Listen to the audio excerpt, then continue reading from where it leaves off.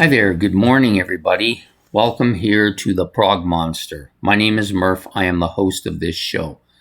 So, we're here with my 19th pick for my 30 favorite spring albums, and we're going to be going with Led Zeppelin's Houses of the Holy. And this is the series that we are running for the month of April, which is my favorite 30 spring albums. Yes, albums that were released between March 20th and June the 20th of the particular year they were in. And this was Led Zeppelin's. This was released March the 28th, 1973. I always, for some reason, had it in my head, because this is Zeppelin 5, that it was released later, like in 75 or 76, but clearly released in 73. Very good album. Is it as good as the previous four? I don't think so, really. Maybe. But it's still really good. Now, this one is the outlier for the last 4 or 5 days, because those last 4 or 5 were probably favorite or close to favorite albums for me from each of those bands, where this one is not. But it's still a strong album. So that shows you how strong this band is, because they're finishing ahead of those 5 albums who are number ones for those bands. But this one isn't a number one for that band. The only reason this one is, I think, the album I chose for today is because it's a spring album, and I think this is the only one that Zeppelin had out there. But still, that's how strong Led Zeppelin is. Probably one of the greatest, possibly the greatest rock band of all time. I know I will take some hits for that. That is fine. I'm only saying what I think. It doesn't mean that it's necessarily true. Anyways, this album has, of course, the band of legend: Robert Plant on vocals, Jimmy Page on guitars, John Bonham on the drums, and John Paul Jones on bass. I don't know that he plays any keyboards on here. Is there keyboards on this album even? Let me check. I don't think there is. If there is, I'm not recalling it. It'll tell me in here if he did.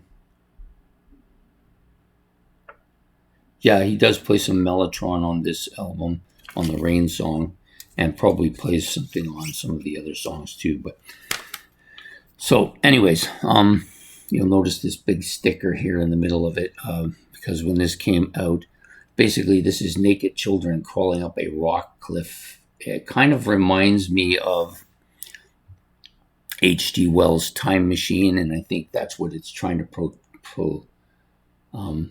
process here.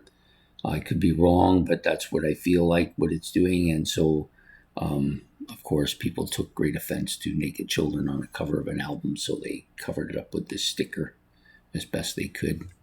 I get it. I don't have a problem with that either. So this album has 8 tracks on it, all produced by Jimmy Page. The song Remains the Same opens it. Pretty damn good song for an opener. Now, they could have used Houses of the Holy for the opener, but they put that on Physical Graffiti instead. So, I usually like the title track if there is a track that is the title track. I usually like it as the first song. They not only don't like it as the first song, they don't even want it on the same album. Yeah, that's only Led Zeppelin, right?